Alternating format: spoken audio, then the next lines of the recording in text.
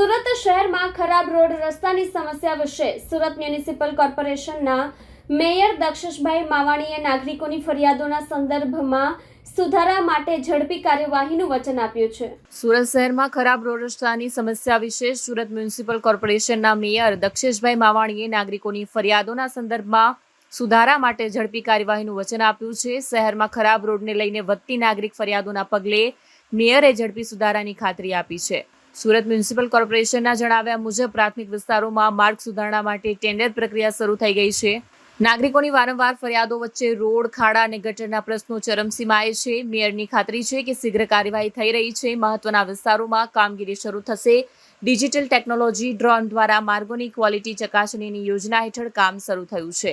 વધુમાં તેમણે કહ્યું કે અત્યાર સુધીમાં 50થી વધુ મુખ્ય રસ્તાઓ સુધારવાનું લક્ષ્ય છે। નાગરિકો મનપાની હેલ્પલાઇન અથવા SMC એપ દ્વારા ફરિયાદ નોંધાવી શકે છે। 3-4 દિવસ પહેલાં જે ભારે વરસાદ આવવાને કારણે મેટ્રોના કારણે જે CND વેસ્ટ પડ્યો હતો તેના કારણે જે જગ્યાએ પાણી ભરાણા હતા, આજે મેટ્રોના અમારી અધ્યક્ષતામાં સ્ટેન્ડિંગ ચેરમેન, ડેપ્યુટી મેયર, કમિશનરશ્રી, સુરત મહાનગરપાલિકાના તમામ ઝોનલ ઓફિસર, ઝોનલ ચીફ, હેડક્વાર્ટર્સવાળા, કમિશનરશ્રી તમામ અને મેટ્રોના બધા જ અધિકારીઓને એક મિટિંગ થઈ।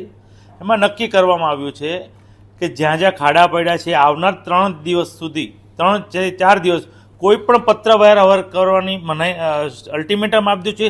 જાતે જ મેટ્રોના અધિકારી સંકલન કરી બંને સાથે ફરી જે 3-4 દિવસમાં ડ્રેનેજ તૂટી છે, સ્ટ્રોમ ડ્રેનેજ તૂટી છે, તેને 3 થી 4 દિવસમાં એને રિપેરિંગ કરે, જ્યાં ખાડા પડ્યા છે એને તાત્કાલિક રિપેર કરવામાં આવે। એ 3 થી 4 દિવસમાં આ તમામ કામ પૂર્ણ કરવા અલ્ટિમેટમ આપ્યું છે અને રોજ જ સાંજે એનું રિપોર્ટિંગ કમિશનરશ્રી અને મેયરશ્રીને મળી જાય।